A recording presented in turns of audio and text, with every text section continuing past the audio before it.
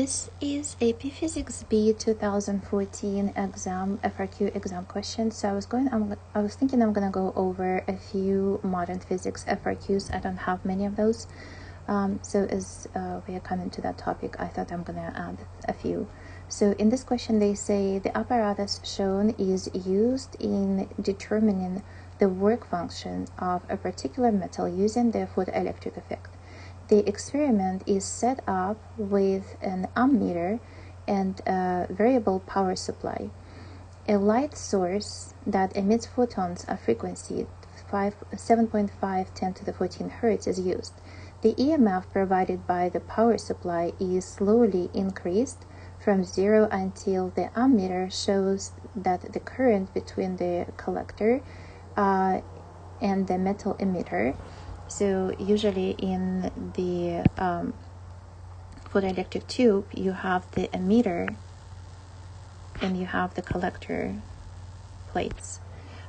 So it shows the current between the collector and the emitter is not 0 anymore, and the magnitude of the EMF is 0.65 when the current becomes 0.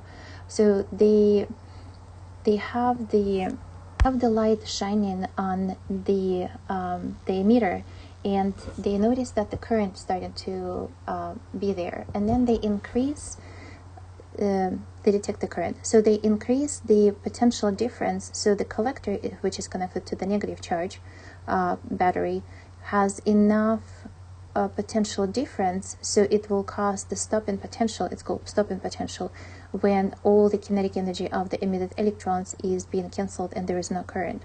So the magnitude of the EMF at that point is 0.65 when the current becomes 0. So determine the wavelength of the incident photons.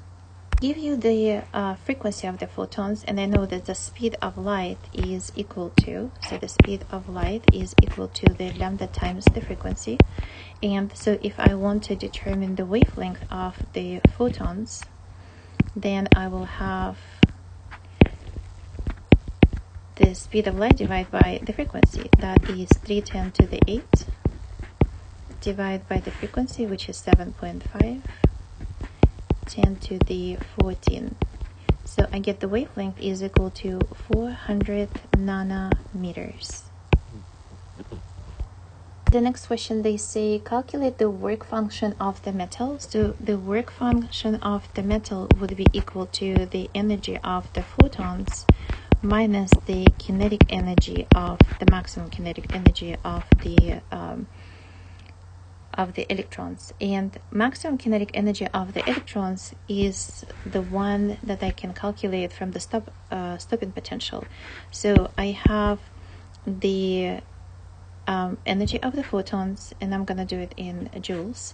So I have 663 10 to the negative 34th times the frequency, which is 7.5 10 to the 14, and then I'm gonna subtract from that.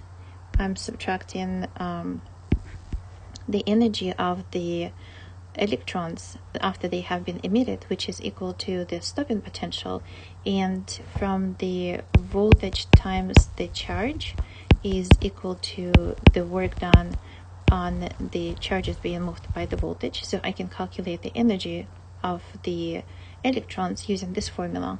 So I have the voltage, which is 0.65 times the charge of the electrons, which is 1.6 10 to the negative 19. So from this number, I'm subtracting that number, and I'm gonna get 4.1 10 to the negative 19 joules. And now if I want to calculate this in electron volts, I have to divide by the charge of the electron, and the charge of the electron is 1.6 10 to the negative 19. So if I divide it by 1.6 10 to the negative 19, I will get the energy in electron volts, and I get 2.56. So that is 2.56 electron volts. So I can write my energy in electron volts or in joules. For the next question, they ask calculate the minimum frequency of light at which electrons would be emitted. They're asking me the cutoff frequency, and cutoff frequency, since this is the work function, the work function is equal to Planck's constant times the cutoff frequency. So they ask me the minimum frequency that is needed to pull out the electrons. So that is equal to 2.56 electron volts as we calculated. So that's 2.56 electron volts.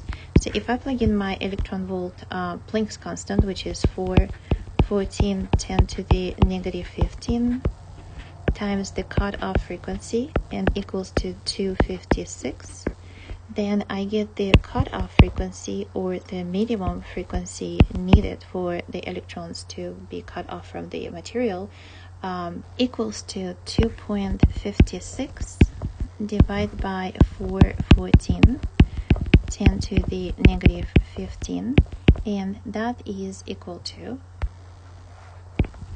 0.618 10 to the 15 hertz.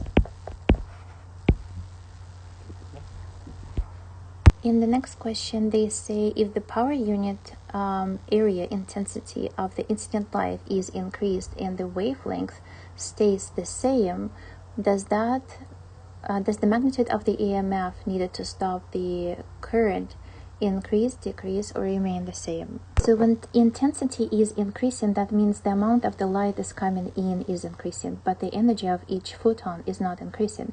If the energy of each photon is not increasing and the cutoff, the work function is attached to the metal that is being used, so that's the same amount of energy for each photon is needed to pull out the electron, then the kinetic energy of each electron pulled out from the metal is going to stay the same.